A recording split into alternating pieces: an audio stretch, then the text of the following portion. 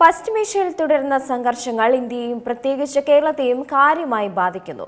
Gulf രാജ്യങ്ങളിൽ ജോലി ചെയ്യുന്ന ലക്ഷക്കണക്കിന് പ്രവാസികൾ ഇപ്പോൾ വലിയ തൊഴിൽ പ്രതിസന്ധിയും അനിശ്ചിതത്വവുമാണ് നേരിടുന്നത്. മാസങ്ങളായി ശമ്പളം ലഭിക്കുന്നില്ലെന്നും ചിലർക്ക് പകുതി ശമ്പളം മാത്രമാണ് ലഭിക്കുന്നതെന്നും പരാതികൾ ഉയരുകയാണ്.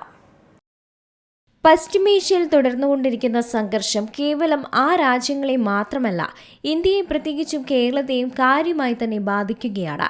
ഗൾഫ് രാജ്യങ്ങളിൽ ജോലി ചെയ്യുന്ന ലക്ഷക്കണക്കിന് വരുന്ന പ്രവാസികൾ ഇപ്പോൾ വലിയ തൊഴിൽ പ്രതിസന്ധിയും അനിശ്ചിതത്വവും ഒക്കെയാണ് നേരിടുന്നത്. UAE, സൗദി അറേബ്യ, ഒമാൻ തുടങ്ങിയ ഗൾഫ് രാജ്യങ്ങളിൽ ഏകദേശം 91 ലക്ഷത്തോളം ഇന്ത്യക്കാരാണ് ജോലി ചെയ്യുന്നത്. ഇതിൽ വലിയൊരു ശതമാനവും മലയാളികൾ തന്നെയാണ്. മേഖലയിലെ അസ്ഥിരത കാരണം ടൂറിസം, വ്യോമയാനം, നിർമ്മാണം, ഹോസ്പിറ്റാലിറ്റി തുടങ്ങിയ മേഖലകളിൽ വലിയ പ്രതിസന്ധി തന്നെ രൂപപ്പെട്ടിട്ടുണ്ട്.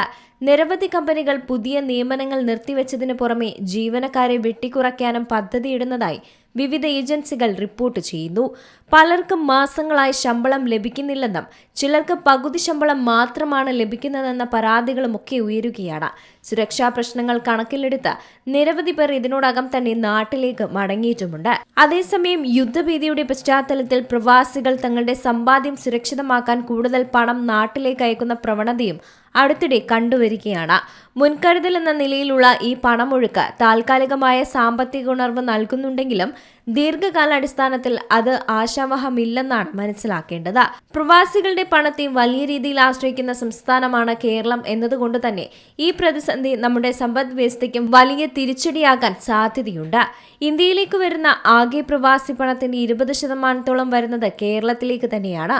പ്രതിസന്ധി രൂക്ഷമാവുകയോ കൂടുതൽ കാലം നീണ്ടു നിൽക്കുകയോ ചെയ്യുകയാണെങ്കിൽ പ്രവാസി നിക്ഷേപത്തിൽ വലിയൊരു ഇടിവുണ്ടാകുമെന്ന് തന്നെയാണ് സാമ്പത്തിക വിദഗ്ധരും മുന്നറിയിപ്പ് നൽകുന്നത്. ശമ്പളം വെട്ടിക്കുറച്ചതും ജോലി നഷ്ടപ്പെട്ടതും കാരണം പലർക്കും കൃത്യമായി നാട്ടിലേക്ക് പണമയക്കാൻ കഴിയാത്തത് കേരളത്തിലെ സാധാരണ കുടുംബങ്ങളുടെ ദൈനംദിന ജീവിതത്തെ പ്രതികൂലമായും ബാധിച്ചിട്ടുണ്ട്. International desk, Zee Malayalam news.